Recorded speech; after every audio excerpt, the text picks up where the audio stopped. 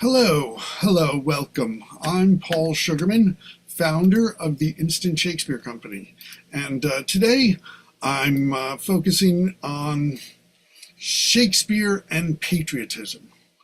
But first, I'm here because I started the Instant Shakespeare Company, which reads all of Shakespeare's plays every year. We do readings both on Zoom and in person, as in the New York Public Libraries, where we've been doing them for 25 years. And so if you're interested in participating in that, it is free for everyone. My email is instantshakespeare@gmail.com for that. But anyways, I think so much of our great patriotic speech that we love so much is very much influenced by Shakespeare, because that was one of the things that when the Americans brought over, they brought their Bible and their complete works of Shakespeare. And I think it's really, there's just so much. And there's so many great speeches of Shakespeare, patriotic speeches, that we're all very familiar with. I mean, I guess probably, one of the ones up there would be the St. Crispin's Day speech in Henry V, which is a great speech. But there's also, of course, Once More into the Breach from Henry V as well, which is also a wonderful and a rousing speech. But there's also one of the things that actually I think oftentimes gets cut in a lot of productions because of time is when Shakespeare goes off on how it is important to sort of follow God's rules as well. And these speeches that I'm going to show in Shakespeare and patriotism are equating godliness with patriotism, and also with the need to stand up against a tyrant. There's of course those great speeches from Henry V.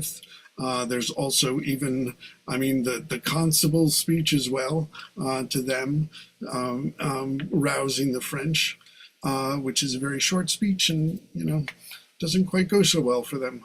But I wanted to look at a few other places where you have these sort of patriotic ideas addressed. And I wanted to start with Richard III, but looking at from the point of view of Richmond, who is actually, who wins, who becomes king, who becomes Henry Tudor, who actually was like really one of the most important kings in terms of reshaping and kind of centralizing power for the monarchy in England in a lot of ways. But there isn't a real play about him other than this. And so this is from his speech before the Battle of Bosworth Field, which took place in August, and we're going to be having our Zoom reading of Richard III in August as well, close to that date.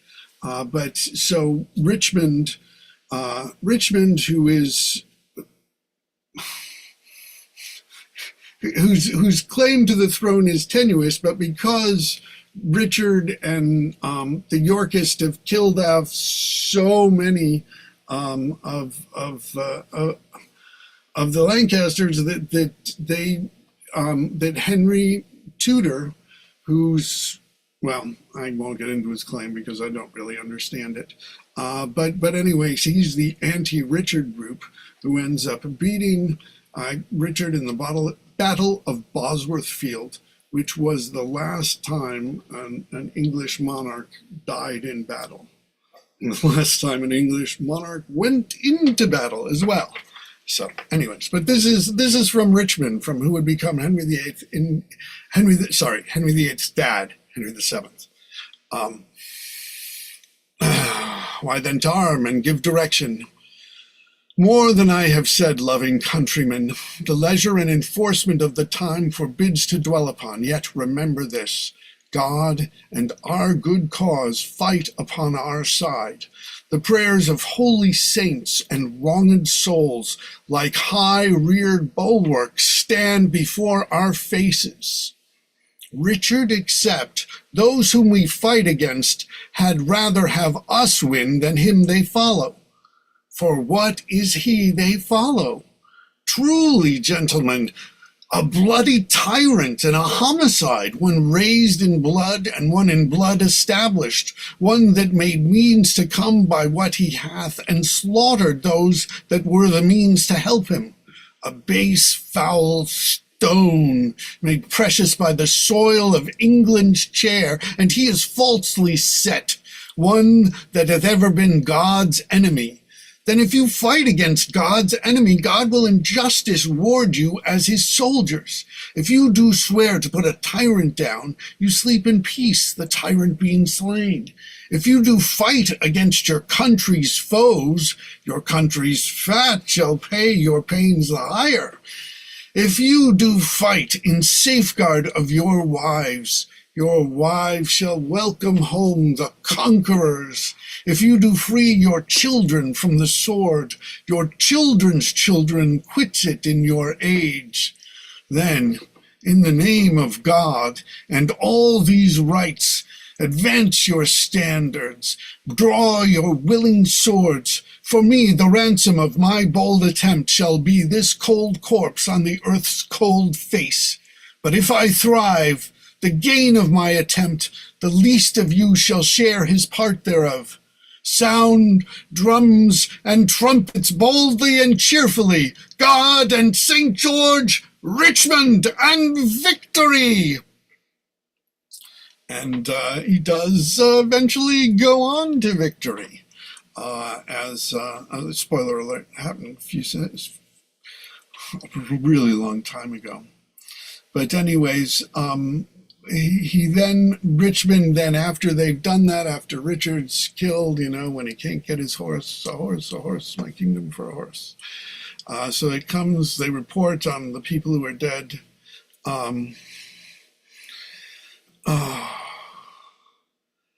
Yes, and it's like, yeah, well, because there's the great thing, because the last little bit of business is that George Stanley is living, who's the son of Stanley, Lord Stanley, who was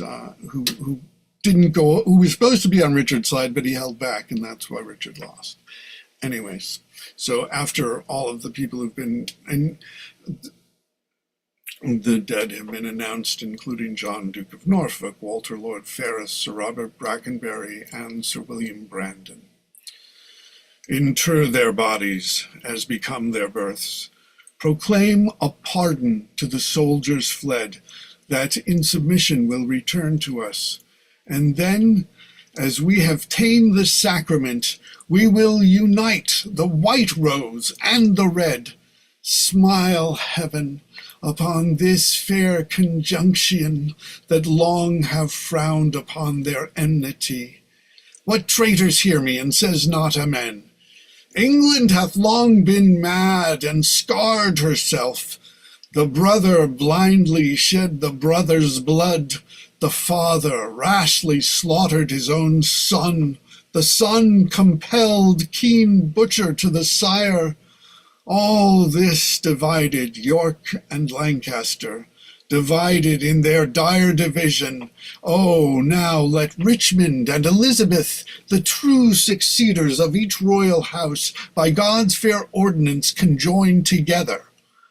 And let thy heirs, God, if thy will be so, enrich the time to come with smooth-faced peace, with smiling plenty and fair prosperous days. Abate the edge of traitors, gracious Lord, that would reduce the bloody days again, and make poor England weep in streams of blood.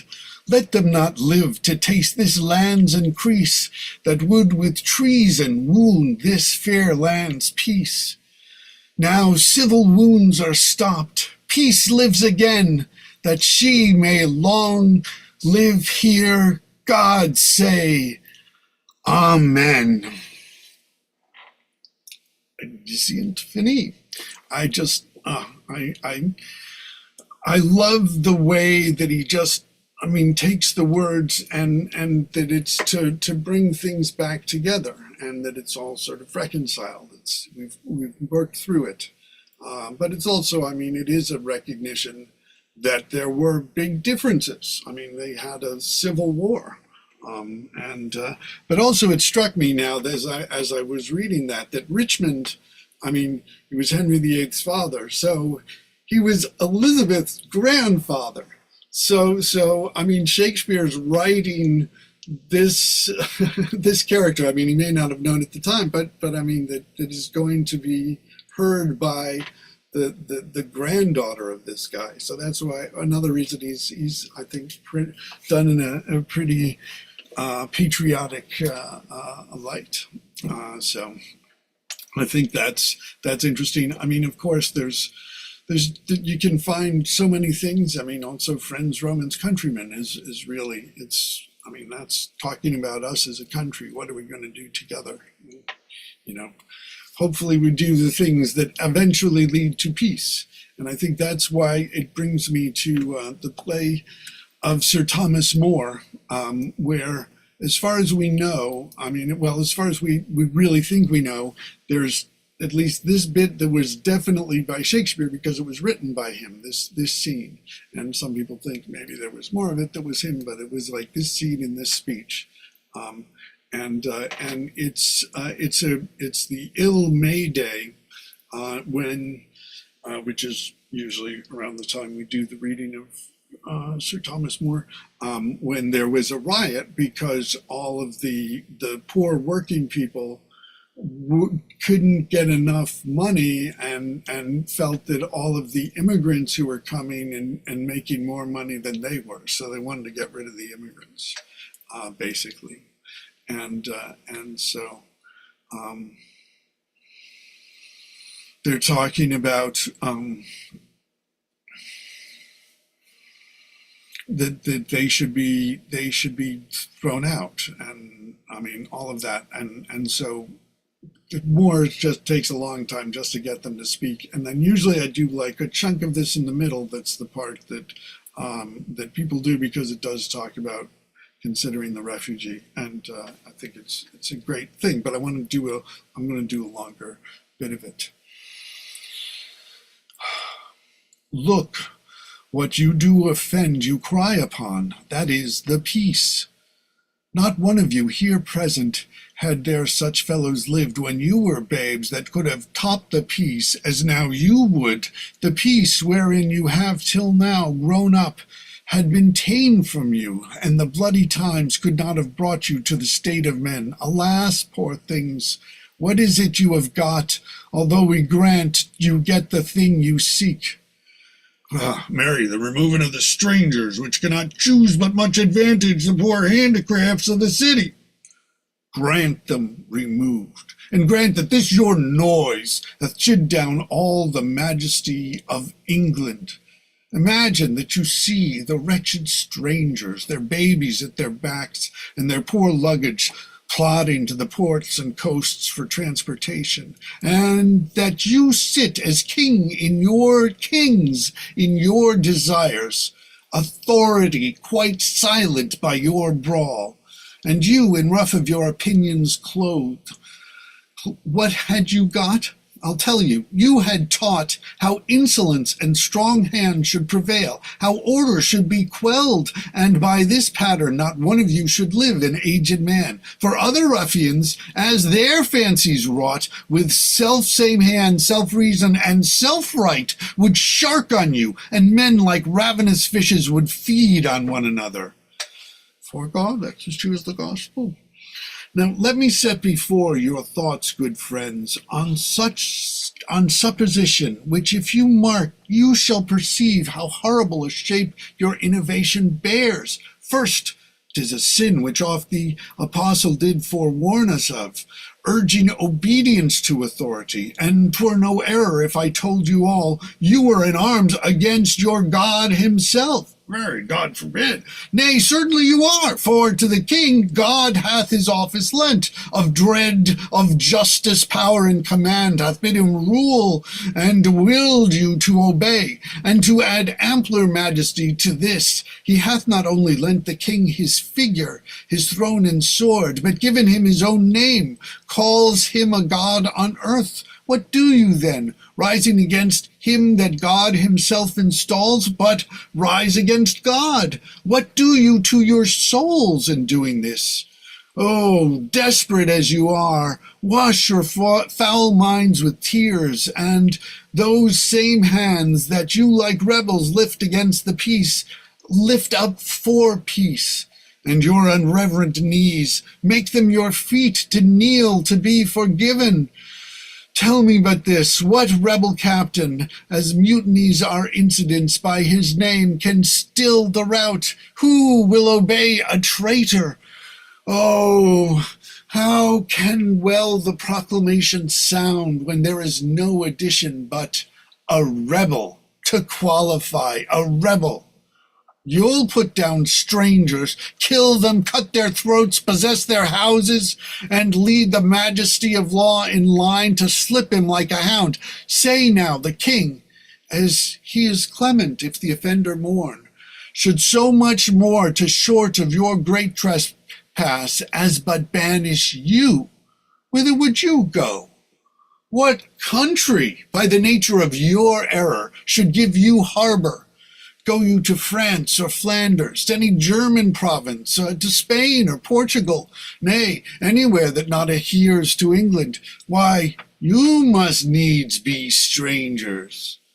Would you be pleased to find a nature of such barbarous temper that breaking out in hideous violence would not afford you an abode on earth, whet their detested knives against your throats, spurn you like dogs, and like as if that God owed not, nor made not you, nor that the claimants were not all appropriate to your comforts, but chartered unto them? What would you think to be thus used? This is the stranger's case, and this your mountainish inhumanity. Faith, this is true. Let's do it as we may do so. We'll be ruled by you, Master Moore, if you'll stand to our friend and to our pardon. Submit you to these noble gentlemen, entreat their mediation to the king, give up yourself to form, obey the magistrate, and there's no doubt but mercy may be found if you so seek. To persist in it is present death. But if you yield yourselves, no doubt what punishment you in simplicity have incurred, his highness in mercy will most graciously pardon. No doubt his majesty will grant it you, but you must yield to go to several prisons till that his highness will be further known. And so he stills the crowd, makes them feel so bad and guilty that they just turn themselves in and go to jail. And some of them do get executed, but most of them do get pardoned. But it is so sort of ironic in a way in terms of what Moore's speech is saying and what Moore did. It's like, you have to obey the king because the king is like the God on earth, so you have to do it. And then, of course, we all know the story of how Thomas More lost his head. Although it is dramatized in the play of Sir Thomas More, you get a much better idea of it from A Man for All Seasons. But also there's now, interestingly, I think Thomas More has become like Richard III, a character who we don't really know. Thomas More was a good guy. Richard III was a bad guy. In fact, actually, Thomas More wrote the first hit piece on Richard III, really. But anyways, so I do want to just wrap this up with one thing that is from Richard II with John of Gaunt. Methinks I am a prophet new inspired, and thus expiring do foretell of him. His rash, fierce blaze of riot cannot last, for violent fires soon burn out themselves. Small showers last long, but sudden storms are short. He tires betimes, that spurs too fast betimes. With eager feeding, food doth choke the feeder. Light, vanity, insatiate, cormorant, consuming means, soon preys upon itself. This royal throne of kings, this sceptred isle, this earth of majesty, this seat of Mars, the other Eden, demi-paradise, this fortress built by nature for herself against infection and the hand of war, this happy breed of men, this little world, this precious stone set in the silver sea, which serves it in the office of a wall, or as a moat defensive to a house against the envy of less happier lands, this blessed plot, this earth, this realm, this England, this nurse, this teeming womb of royal kings, feared by their breed and famous for their birth, renowned for their deeds as far from home, for Christian service and true chivalry, as is the sepulchre and stubborn jury of the world's ransom. Blessed Mary's Son, the land of such dear souls, the dear, dear land, dear for her reputation through the world, is now leased out, I die pronouncing it, like to a tenement or pelting farm. England, bound in with the triumphant sea, whose rocky shore bears back the envious sledge of watery Neptune, is now bound with shame, with inky blots and rotten parchment bonds. That England, that was wont to conquer others, hath made a shameful conquest of itself. Ah, would the scandal vanish with my life, how happy then were my ensuing death. Yes, and then people come in. But that, I mean, yes, it's patriotic, but he's English, so he's patriotic about England. But it's still, I mean, I think that does speak to it, and it does speak to the fact that Shakespeare reminds us that, you know, there are leaders who are tyrants, but they can't last. I mean, they won't last forever. And that it is important to struggle for what is right. And I think you sort of see in those speeches, I mean, there's a lot. It's very funny. When I first started, I was an atheist when I first started studying Shakespeare, and I thought Shakespeare didn't really, because a lot of times he'd use like Jove and other things like that. And it wasn't until that I realized that there was this 1606 Act to Restrain the Abuses of Players, where you couldn't say God in a play. So, I mean, that's why sometimes some of the quartos are useful, because they have that, and it was cleaned up and sometimes not in the folio. But I do think that once you read, if you read the works of Shakespeare, and then you read Christopher Marlowe, I mean, you can sort of see that, I mean, the difference between, I mean, plays written by someone who actually, I mean, believes in God. I think that is something that was really important to Shakespeare. And I mean, he makes a lot about making, but anyways, and as Marlowe, as an atheist, you know, which is where, I mean, I think one of the things for me, what feels so Christian about Shakespeare is that I think he has love for all of the characters, even, I mean, the worst villain. I mean, there's something about them that he can show you what it is to love them, you know, and something like that. Whereas, you know, I mean, but anyways, so that was just a few things, a few examples. I mean, if you've got other ones, I mean, we do all of the plays. There's various sorts of orations at different times, and so I just wanted to do that, because I like to do. I would like to do an open forum every month on sort of a different subject related to Shakespeare like this, and have other people come in well, and so that you can hear other people doing Shakespeare, or you can do it yourself. And please do, and please join us with Instant Shakespeare. So I want to thank you for your attention, and wish you all a happy 4th of July. Oh, yes, I should let you know we are doing a reading, a Zoom reading, 1 p.m., 4th of July, Eastern Time, of the Declaration of Independence and the Bill of Rights and other things as well. But that's what we're starting with at 1. So anyways, thank you. Thank you.